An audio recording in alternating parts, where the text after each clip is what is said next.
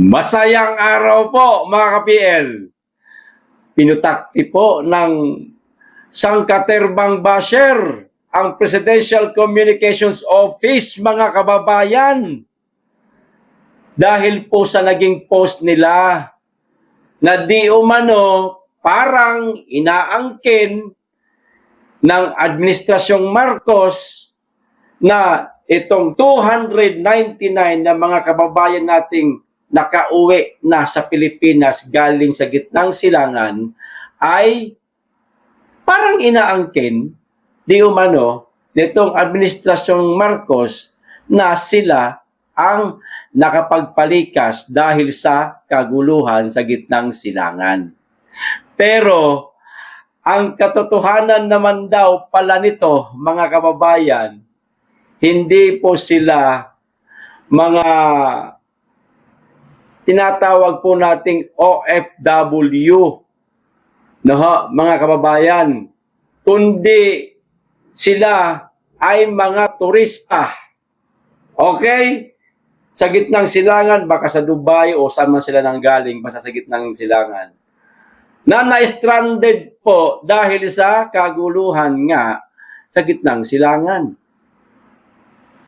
Lumutang ngayon, mga kababayan, ang mga pasahero na kabilang sa flight number na inilagay po dito ay walang nailagay dito sa caption nila, pero dito po sa mga comment section may nagsasabi na itong flight na ito ay nakasakay sila at ito yung sinasabi ng PCO na nailikas di umano ni Mr. Pangulo. O ito po, mga kababayan. O, sa mga hindi lang naman po nakakaalam sa balitang ito na nakakatawang kadramahan na naman ng mga bangag. O, stay lang po kayo dyan. No? Pero sa mga nakaalam na ng balitang ito, pakishare nyo na lang po. Maraming salamat, pakikisuyo lang. O, ito na. Ligtas na nakauwi sa Pilipinas ang 299 sa ating mga kababayang naapektuhan ng tumitinding tensyon sa Middle East. Ayan. Wala naman silang sinabing mga OFW, ano, mga kababayan. Pero, ang konteksto kulang-kulang. Bakit? Hindi ho nila nailagay na mga kababayan nating na-stranded. Yan. Dahil sa tumitinding tensyon sa Middle East. At sana, lagyan na rin nila ng mga turista. Yan. Kasi wala rin nilagay na OFW, wala rin nilagay na tawag nito na turista. So, sa nangyayari ngayon sa gitnang silangan, lalabas sa pag-iisip ngayon ng ating mga kababayan na, oy, ayos, nakapagpauwi na ang Pangulong Marcos natin ng mga OFW. O kasi di ba yun ang purpose talaga, pauwiin ng mga kababayan nating OFW. O ayun ang iisipin ng mga kababayan natin. So lalabas, bida na naman sila. Buti na lang po, mga kababayan, maliban po dito sa binasa kong ito, meron pa pong ibang tawag nito, ibang mga post ngayon sa social media, mainstream media, na inilagay ho talaga doon yung flight number nung eroplanong yon. Okay? Ito pa sa NAIA Terminal 3, sinalubong sila ng pamahalaan. Kita nyo na. Pamahalaan na pinanguna sa pangunguna ng Department of Migrant Workers. Sila'y binigyan ng financial assistance. Yung mga turista nakatanggap pa, nakapaldo pa tuloy. Mula sa DMW Action Fund, accommodation at transport services mula sa OWA, medical assistance mula sa DOH at psychological support mula sa DSWD, alinsunod sa direktiba ni Pangulong Marcos Jr., mga kababayan. Pumaldo pa tuloy yung mga totoo kaya na ito mga sinasabi nila na mga natanggap di umano nito mga kababayan natin na mayroong benepisyo, totoo kaya mga kababayan? Sana may mabasa po tayo sa comment section.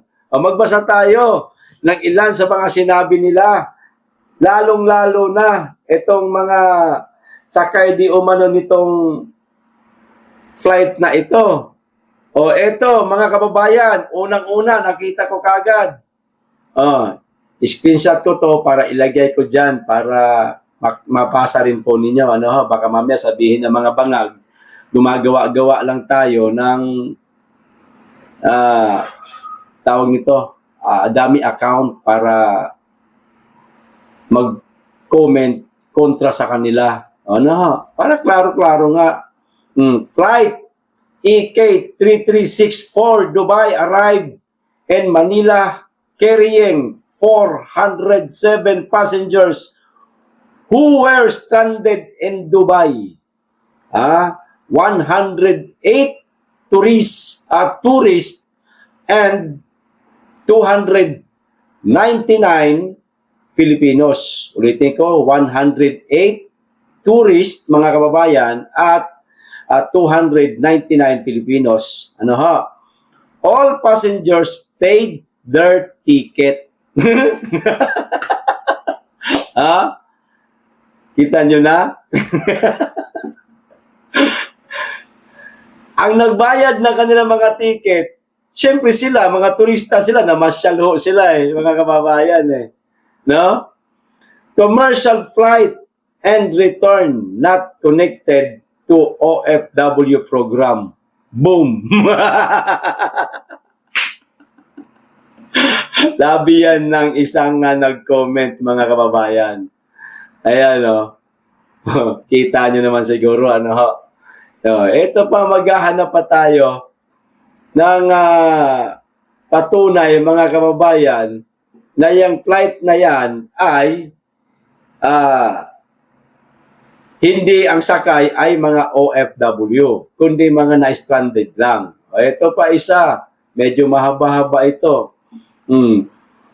Was one of the passenger of this flight that landed today around 6:30 a.m. However, to be clear, we were not stranded, patriated, or evacuated.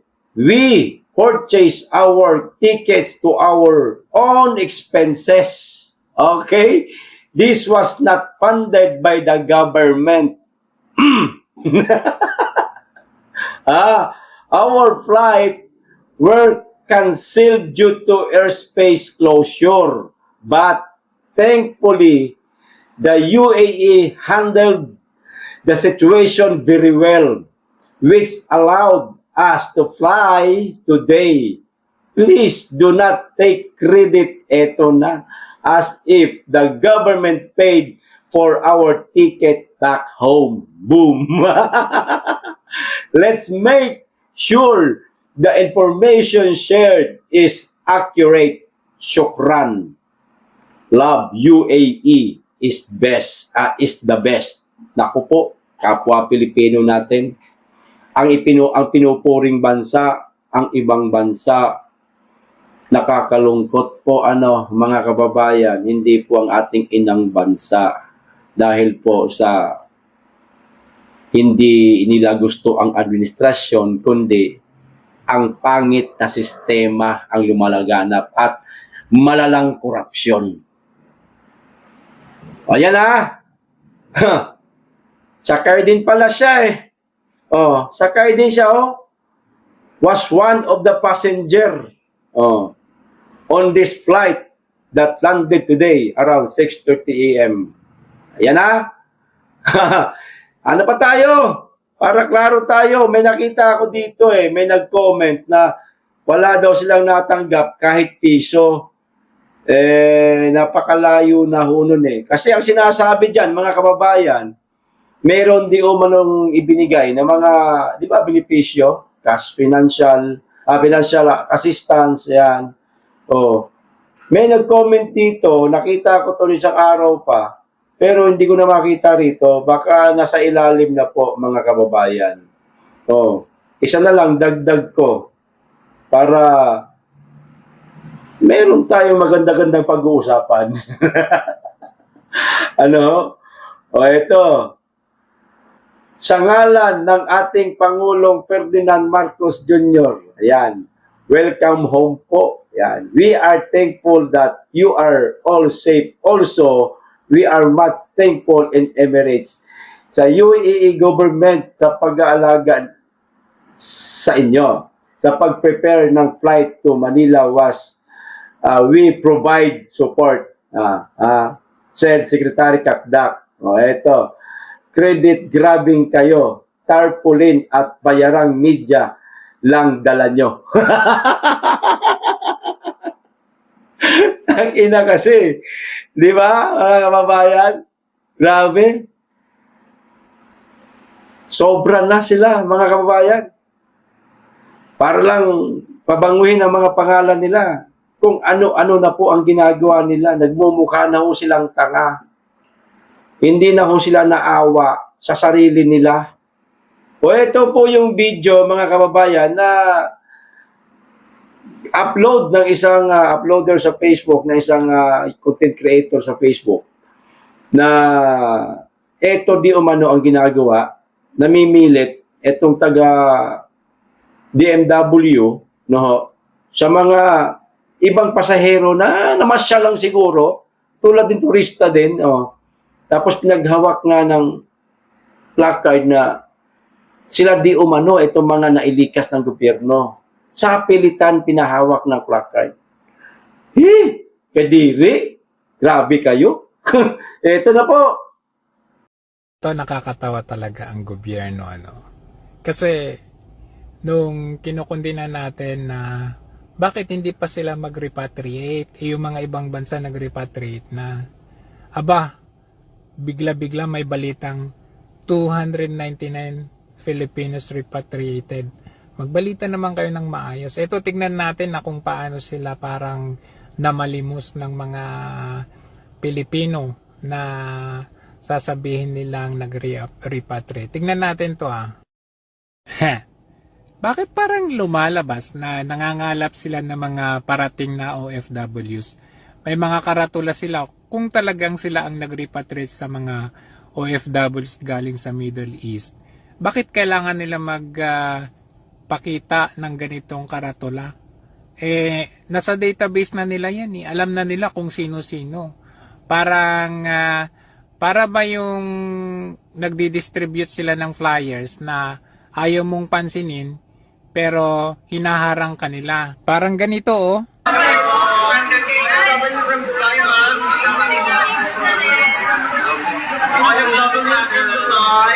Si ate, hinaharang yung OFW.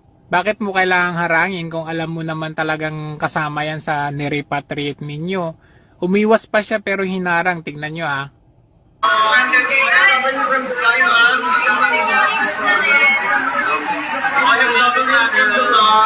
Tignan ninyo, kukunin niya yan Ayan, kukunin niya yan. Ayan. Yan, tignan mo yung kamay niya. Naka-ready na. Wag mong hilain.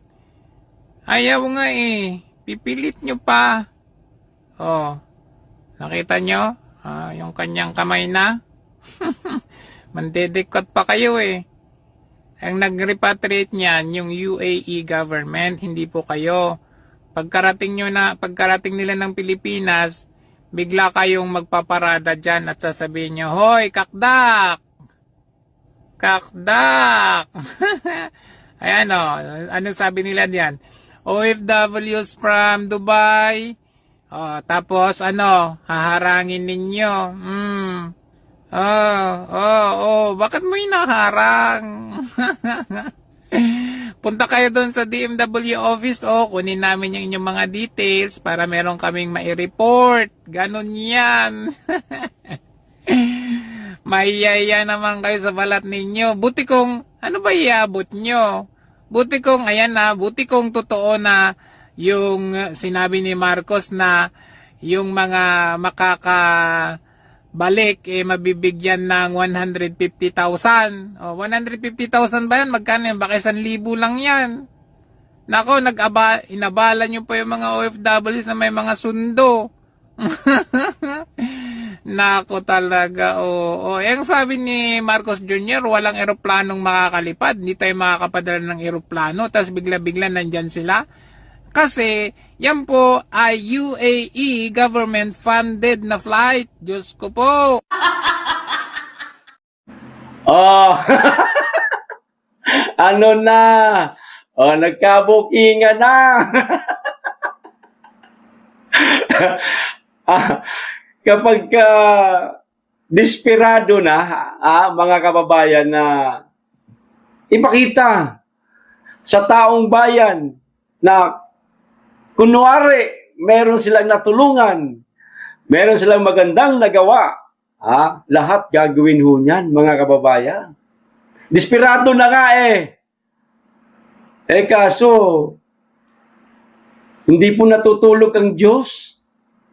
Alam po ng Diyos yung mga nangyayari.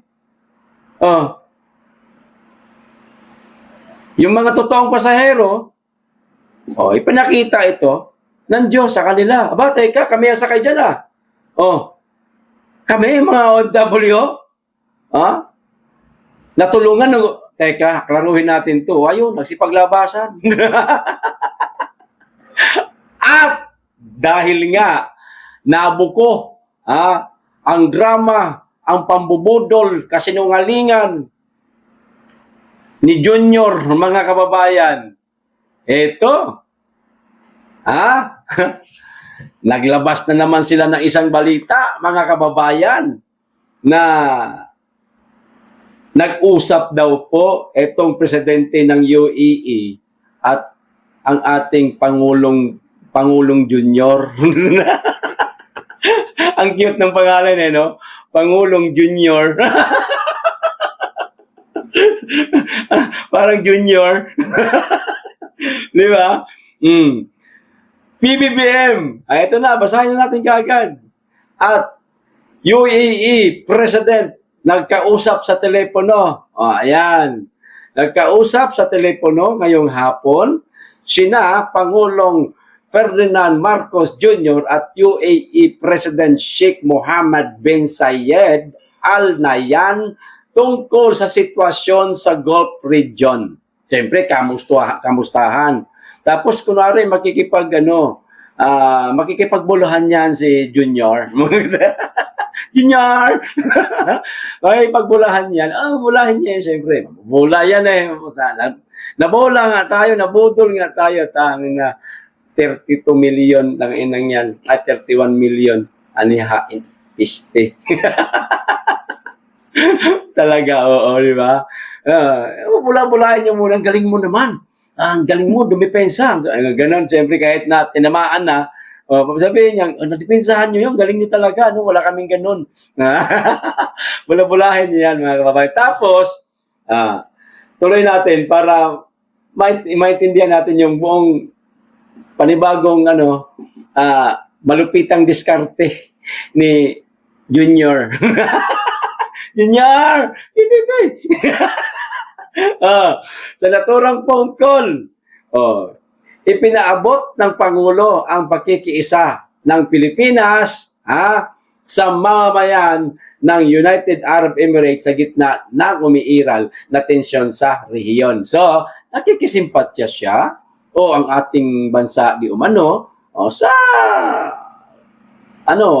nangyari ngayon na kaguluhan sa kanilang bansa. O paano ganun ba nakikiisa? Ayan. Sige. Kaisa ka dyan, mamaya mamalit na pagka-indid dito sa Iran, kung ano-ano pakiisa yung sinasabi mo dyan, matira tayo dito na malaking pasabog, buang ka. Ayusin mo yung sinasabi mo, Junior. Ito pa. Ipinahayag din. Ito na, ang malupitang diskarte ni Pangulong Marcos ang kanyang kumpiyansa kumpiyansa na kayang tiyakin ng pamahalaan ng UAE ang kaligtasan ng lahat ng residente ng kanilang bansa. Natural yan, Junior. Titiyakin talaga yan ng bansang UAE ang kaligtasan ng kanilang mamamayan. Kasi kargo nila yan. Parang ikaw, tiyakin mo rin sana ang kaligtasan naming mga Pilipino, hindi lamang mga OFW at hindi lamang sa kaguluhan sa gitnang silangan, maging sa mga kawatan sa kaban ng bayan. Pero hindi mo kami na ipagtanggol sa mga yan. Naku po, kasamaan, ikaw pa di umano ang mastermind yan. Ito na mga kababayan. Siyempre, mga kababayan nila yan, natural. Kargo nila yan. Pangangalagaan, titiyakin nila ang kaligtasan. Ikaw kaya, Junior. Ito na. Kabilang ang halos 1,000,000 Pilipino na naninirahan at nagtatrabaho roon. Sabay pasa ang puta. Ikaw na bahala ng mga Pilipino dyan.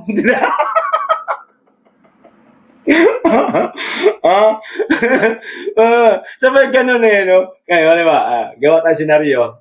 Sir, nakikiisa po ang Pilipinas sa mga nangyaring tensyon dyan sa Gulf region o sa bansa ninyo.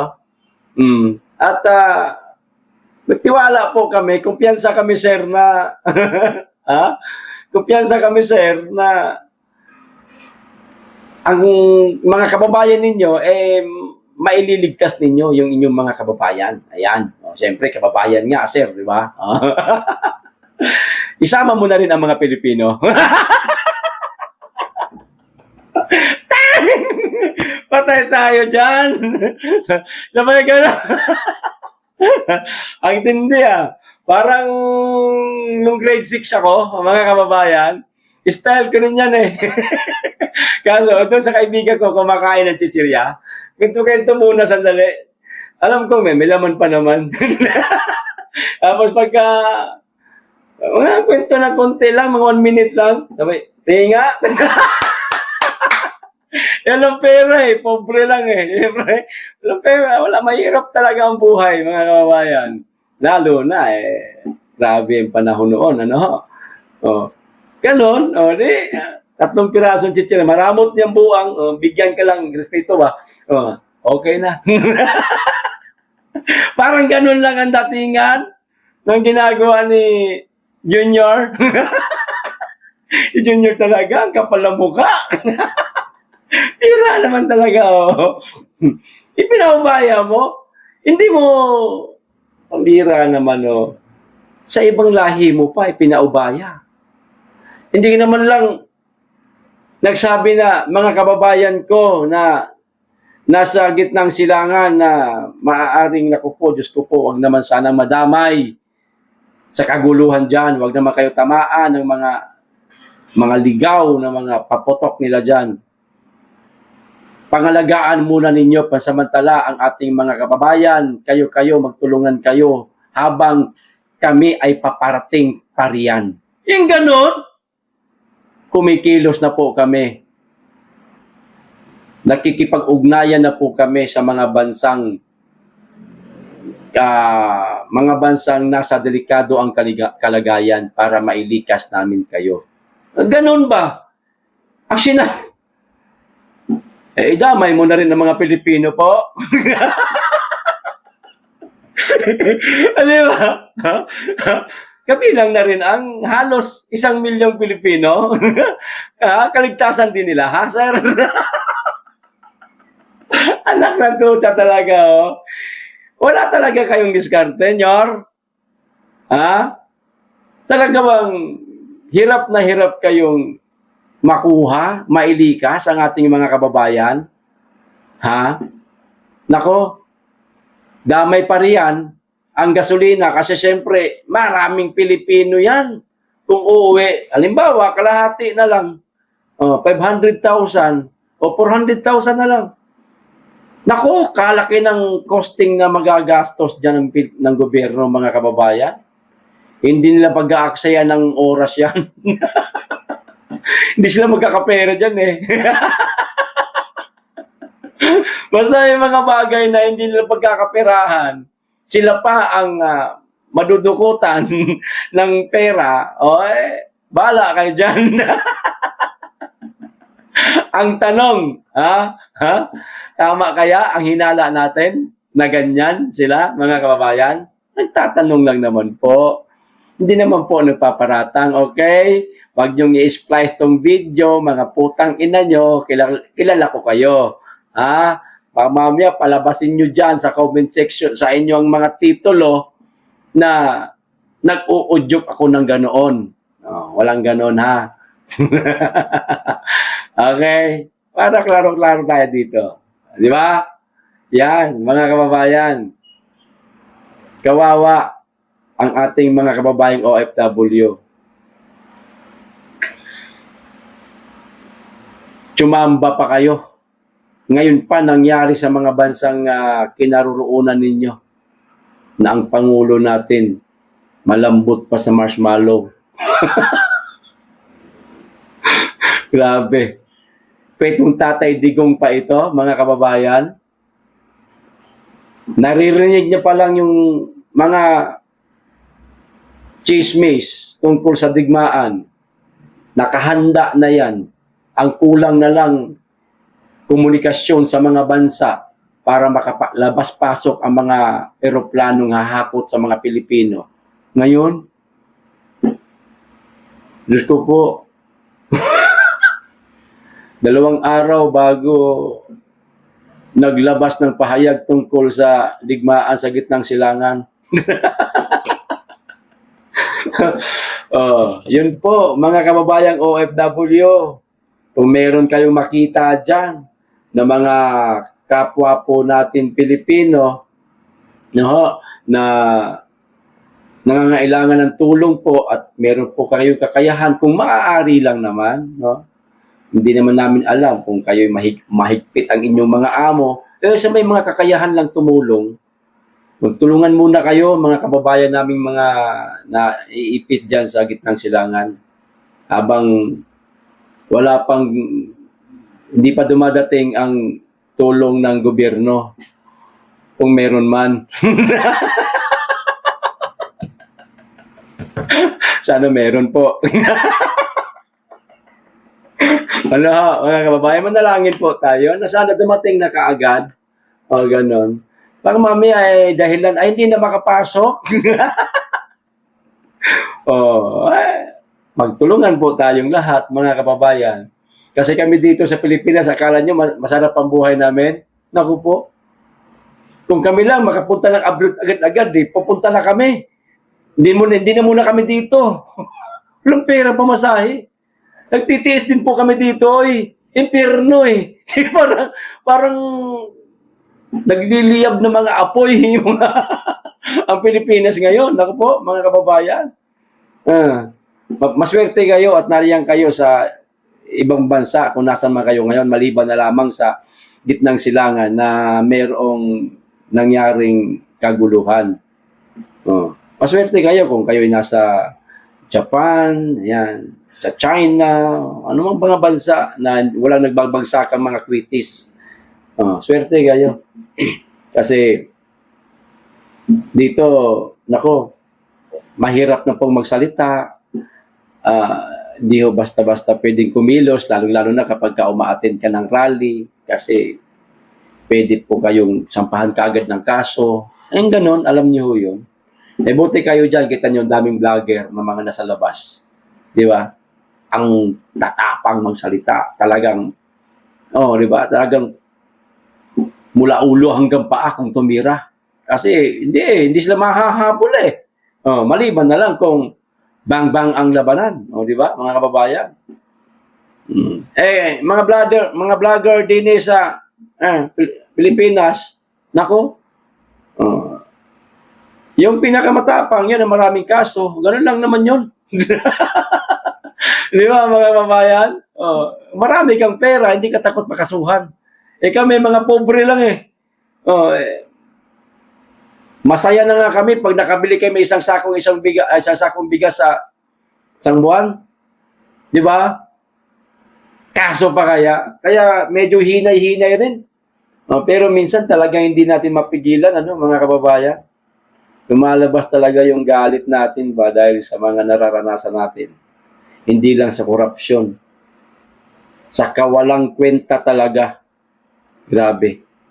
Kayo, ano po ba obserbasyon ninyo? Paki-comment. Hanggang dito lang. Maraming salamat. Mag-iingat kayo lagi. Higit sa lahat, mahalin natin ang Pilipinas.